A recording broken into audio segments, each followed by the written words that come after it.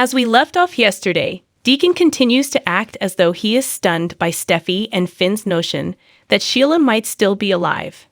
As the pair argues their case, Finn notes that a lot of it doesn't make any sense.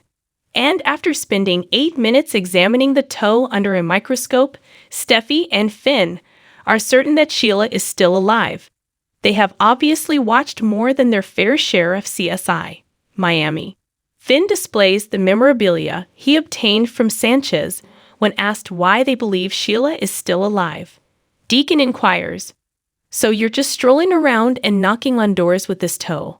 Only his, they claim, in the hopes that he can assist them in finding the missing madman. Deacon claims that the toe is very conclusive evidence that she is dead, but Finn and Steffi explain why they have their doubts. One reason is that there ought to have been more remains at the scene. Deacon comments, "I think that bear must have been starving, preparing for winter hibernation." Steffi replies, "Who else would cut off their toe and fake their own death?" as he continues to act doubtful. Finn says that he obtained the proof from Sanchez, because that happens, and what he and Steffi discovered while examining the toe. Steffi then suggests that Sheila might have had assistance from someone. In the meantime, I'm left wondering who is in charge of Forrester Creations. While Steffi is acting as a detective, Ridge is off licking his wounds. The two eventually ask Deacon whether he can assist them in finding Sheila. After all, they were seen together when she initially arrived in Los Angeles. Deacon claims to be completely unaware of Sheila's whereabouts, which, for the time being, is sort of true, but he pledges to let them know if he learns anything. Katie enters the Forrester offices and discovers Carter without a shirt on, because who doesn't leave their clothes unlocked at the office where everyone in authority works? Although Carter apologizes, she claims that it's probably the finest thing that has ever happened to her. The topic of Katie's determination that she and Bill would never again have a successful relationship ultimately comes up in their talk. After speaking with Brooke, Katie acknowledges that she is overjoyed to learn that Carter places her happiness first.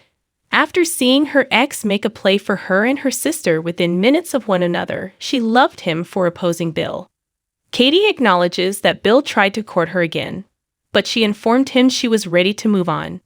But she is aware of his genuine love for Brooke.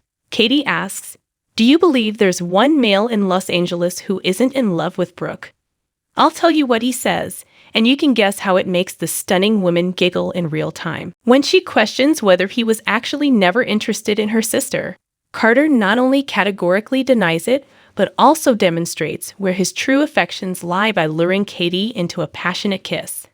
After discovering that his father was absent from work, Liam stops by his house to find Bill sipping alcohol. Even worse, Liam sees his father wearing the sword necklace once more right once. Liam explains that when you have that object around your neck, you are in scorched earth mode. Bill says, "I gave my soul to Katie, and she won't have anything to do with me. She's going on with Carter Walton." His tone when he says his rival's name shows how upset he is about this. Bill declares in a spiral that he is sick of people betraying him. Liam tries to reassure his father that it's acceptable to feel sad and sorry for himself. Bill lashes out instead of listening. Trying a different tactic, Liam sternly orders his father to cease. This is your ego, and when your ego rules, chaos ensues.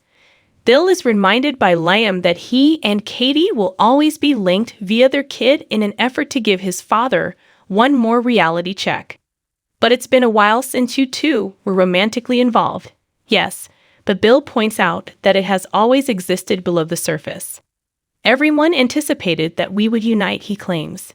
"Katie or Brooke, I was intended to be with one or the other," he continues. Unfortunately, Liam is the one to inform him, "You can't have both." Bill yells, "I have loved them," obviously paying no attention to what his kid is saying. "They have received my care. I have kept them safe, and I receive this in return. Nobody undermines me or breaches my trust. Dollar Bill Spencer is who I am." Liam clutches Bill's arm and begs his father to promise that you're not going to do something dramatic. As Bill is about to walk off, instead, until Liam releases his father. Bill glares at the boy. Liam is obviously rattled by the meeting as Bill leaves with his eyes blazing.